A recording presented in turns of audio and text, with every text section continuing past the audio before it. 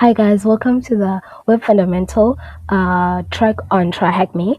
Today's room we're going to have OWASP Top 10 2025 IAAA Failures video walkthrough.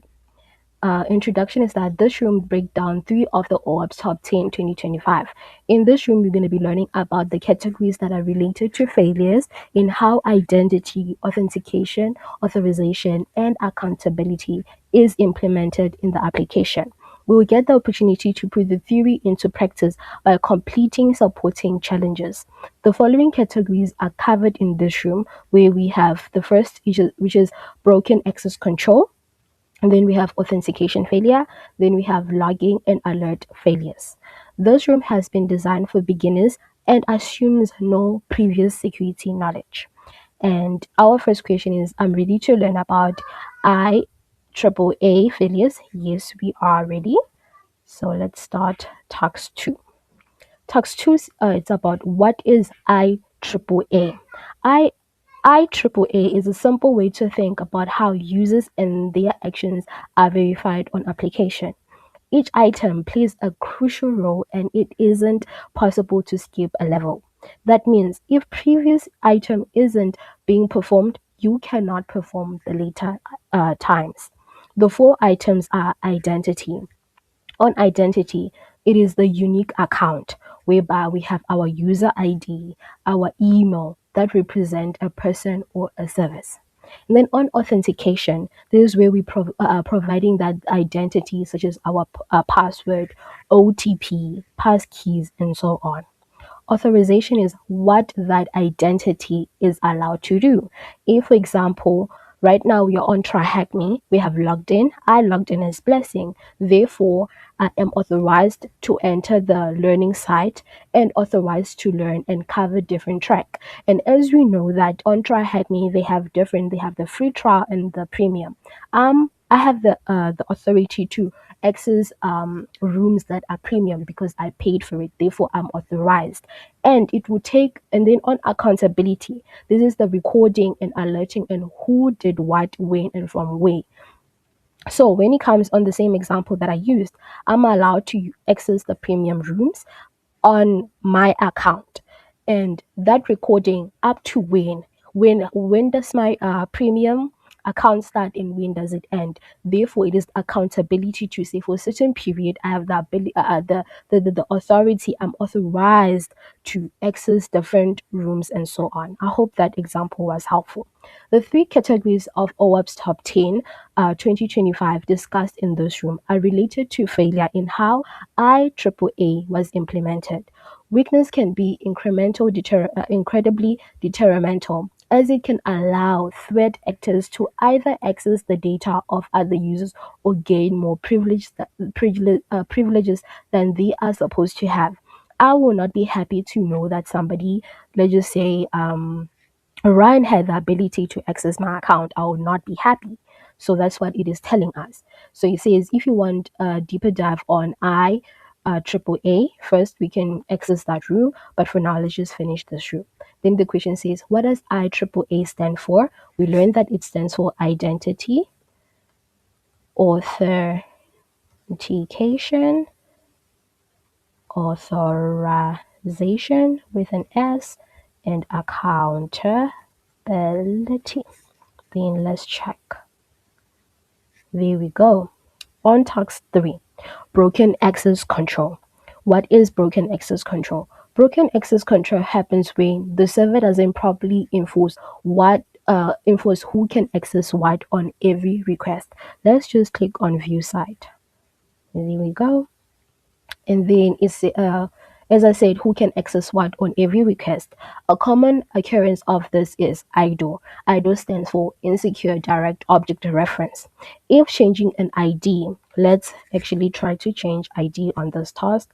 We are on ID 5. Let's change it to 6. As we can see, we had already, when we started our view site, we had this information about David Wilson. We can see the account number, how much he has on his account, and so on, and other information.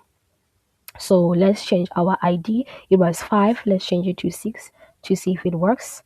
There already. This has when we are changing this ID, let's try it again. We see account for Jessica, we see the account number, the balance. Let's try 7. I believe this has to do with the question below. And then let's try 8. This information, we are not supposed to have access to it. We are not supposed to have access to this. Imagine if this was your actual bank, the bank website, and somebody is able to access your account. Let's just say um I have the capacity to access Amanda Anderson's account. Now I get to see their account number. I get to see how much they have. That is wrong. This is such a huge wrong thing. And if you can see also here, it talks about there's a vulnerability that has been detected. This application contained insecure direct objective reference vulnerability. We were able to actually simply change the ID parameter in our URL. We changed it. As you can see, let's just change again to 10. As you can see, we're able, where we had the capacity to access other users' account information without proper authorization checks. So we did try to change the ID value in the URL, but above to view the account 1 to 10. Yes, we did. Did we try to see 1? Let's just see who's 1. 1 is John Smith. Oh, yes. And they even give us at the bottom how to fix this vulnerability. We need to implement a proper authentication and authorization check. We need to verify that the authenticated user has permission to access the request resources. And we also need to use indirect reference or encrypted token instead of predictable ID, because if it is predictable, those are the fields that threat actor love a lot. Like if as a bug hunter, I'll be so happy if I can predict the IDs, if they are so simple as that. And if I can log into that, my goodness gracious, I'll be so rich. Anyway, they also talk about log and monitoring access attempt to sensitive information. So let's get back to our learning studies. It says we were able to see or to edit someone else's data, and we saw that the access control has been broken. We saw that because we were able to access so many information, and we were and it says in practice this shows up as horizontal privilege acceleration, where it's same role or other user stuff, or a vertical privilege acceleration where we are jumping to admin only action.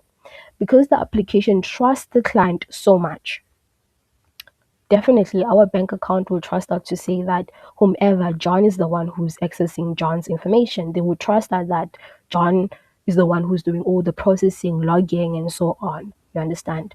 We already have started the static site attached to this room, to this task, and we did play around the account ID value in the URL. So it says, so if you can identify which user has more than 1 million in their account, we did see that it was actually account 7. Yes, we saw that's the flag. And then it says, if you want a deeper dive or more variation on the theme, such as encoded ID, hash ID, and so on, walk through these rooms. They will lead you to that, to do that. But we are proceeding with this room on the question. If you don't get access to more rows but can view the data or another user, what type of privilege acceleration is this? We did see that it is horizontal here. This is in practice this shows up as horizontal privilege acceleration with its same rows or other user stuff. So our answer is horizontal. Enter. We got it. And then the second question says, what is the note you found when viewing the user's account? We had 1 million. This is the note found the millionaire, the richest person. Quick question. If you were to find such account, you were a third actor you found, are you gonna transfer the million to your account, or are you gonna report it to the bank to say, hey, I was able to access so and so's information. I did see their login details and so on. Be honest with yourself. Anyway, on task 4, authentication failure. Authentication failure happens when an application can't reliably verify or bind a user's identity. Common issues include username enumeration, weak or guessable password. There is no logout or rate limiting.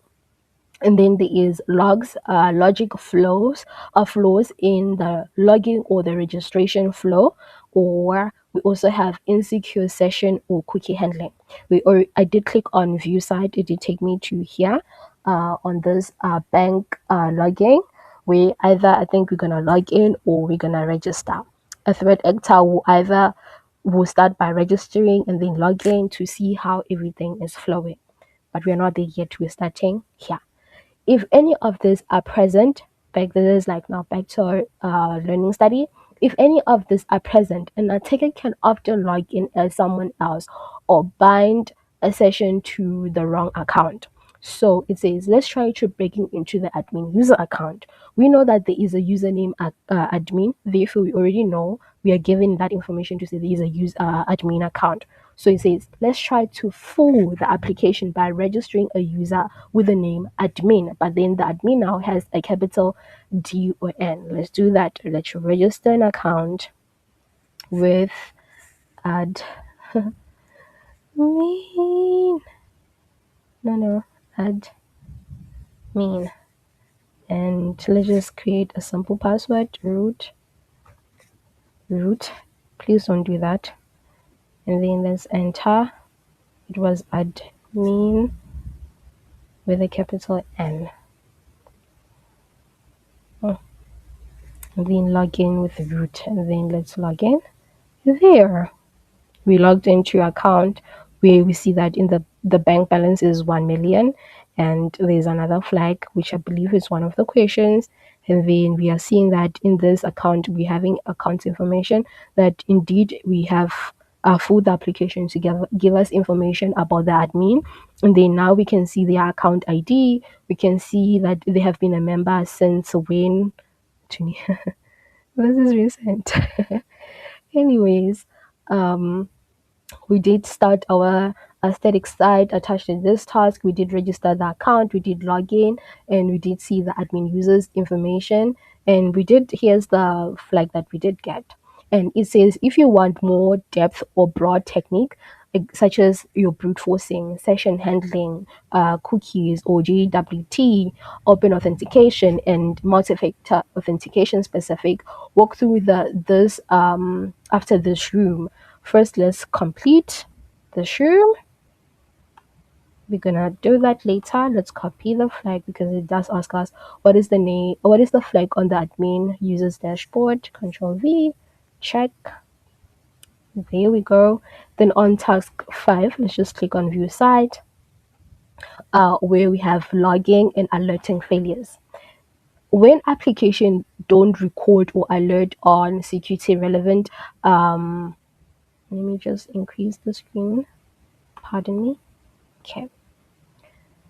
When application don't record or alert on security relevant event, defenders can detect or investigate attack. Good logging underpins accountability, being able to prove who did what, when, and from where. As I prior made an example to say that I'm logged in onto my TryHackMe a learning platform, right? I'm allowed, like, let's just say somebody was to like maybe log in somewhere from another country, let's just say USA. I'm not in USA.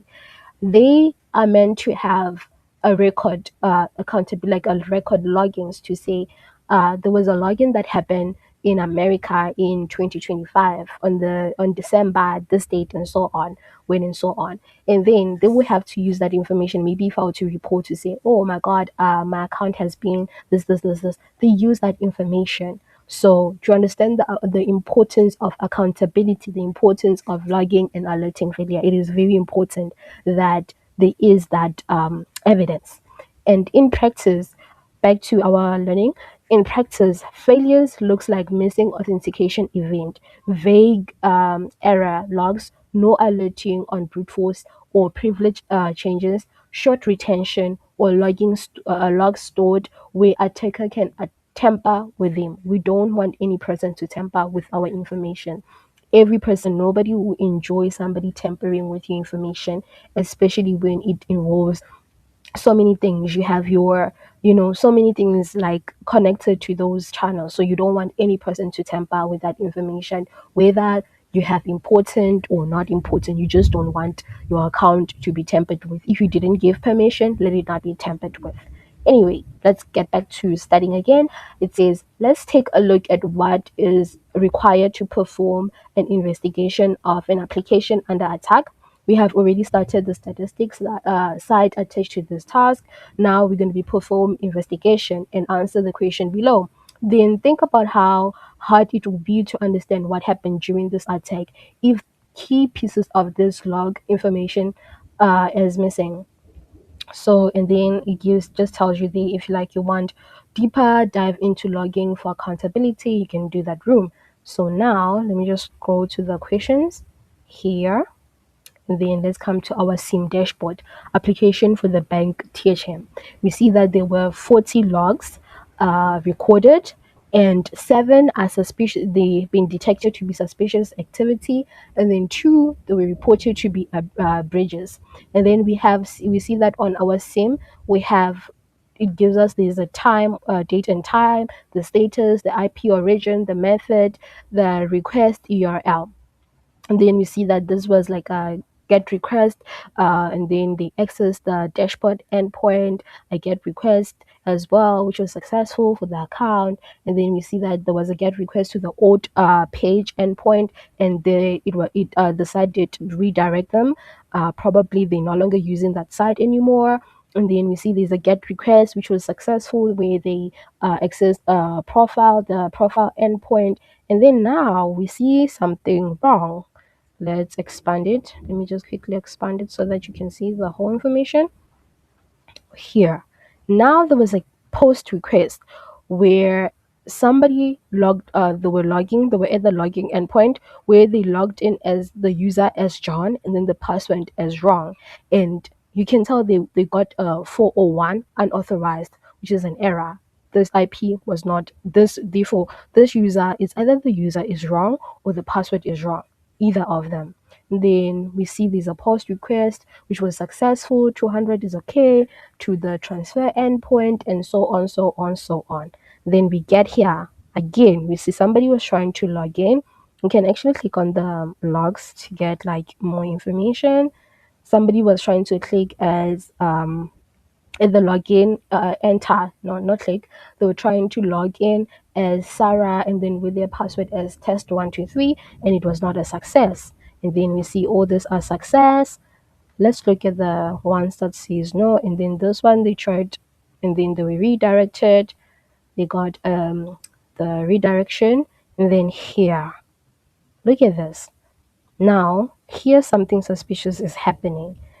Here we can tell from the log detail on 2025, the 15th of Jan, this time, uh, there was, somebody was trying to log in as admin, and the password they used admin123, and it was an error because they were not authorized.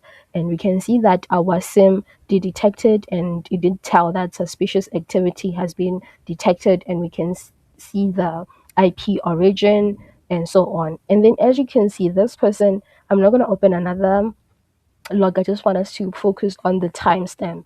Look at this, like the difference is just like in few, from there to the 4 seconds, and then so on. Like it's just a difference of seconds. So therefore, I believe this threat actor was performing a brute force, because as you can tell, they then tried to log in as admin with passwords. They kept on changing the password. Now it was 123. Now it was me in, and then query, and eventually they got it right. They got the password right, because now we see that at 8:42:29 they got logged in, because now the site, they did allow them to enter on the admin account, whereby they discovered that the password for admin was password 123, which is a quick password, and that post request was successful. They logged in, and as you can see now, they even went to the secret admin stuff, the same IP address, then tried to access, performed a GET request to access the super secret admin stuff endpoint, where they were, I believe, now trying to see so many information, and our SIM did detect it to say there's a security breach. Thankfully, they did detect that and so on. And yeah, let's look at so many questions, but let's go back here. I believe, yes, let's get back to the question. It says, it looks like an attacker tried to perform a brute force attack. What is the IP of the attacker? We did see, here's the IP, here's the record. This threat actor was very persistent, and the IP address is 203.0.113.45. Let's check. It is a success. And then it says, looks like they were able to gain access to an account. What is the username associated with that account? We can see the user they tried on admin. Eventually, they got it right with this password. So the username is admin. Ooh, it's raining this side. And then it says, what action did the attacker try to do with the account? List the endpoint the accessed. They tried to access the, we did see that they did try to access the secret stuff admin, the secret admin stuff here, sorry. Let's copy the endpoint and then just Control V and then check. And then coming to our conclusion, we have learned, we've just walked through the essential of identity, authentication, authorization, and accountability in the web application, and how it can cause several of the categories of vulnerability discussed on the OWASP Top 10 2025. The big ideas is to keep the broken access control to enforce a server-side check on every request. On the authentication failure, we need to enforce unique indexes on the chemical forms, rate limiting or log out brute force, and rotation session on password or privilege changes. And then on the logging and alerting failure, they log the full authentication lifecycle, whether it was a fail or a success, the password, the two-factor authentication, role changes, admin action, and so on. Then on the centralized logs of host with retention and alert on anomalies such as like our brute force pass, privilege acceleration, and so on. So I'm going to see you in the next room where it is on application design flows. Please do join me and don't forget to like, subscribe, and comment. Do let me know what you think about this room and so on.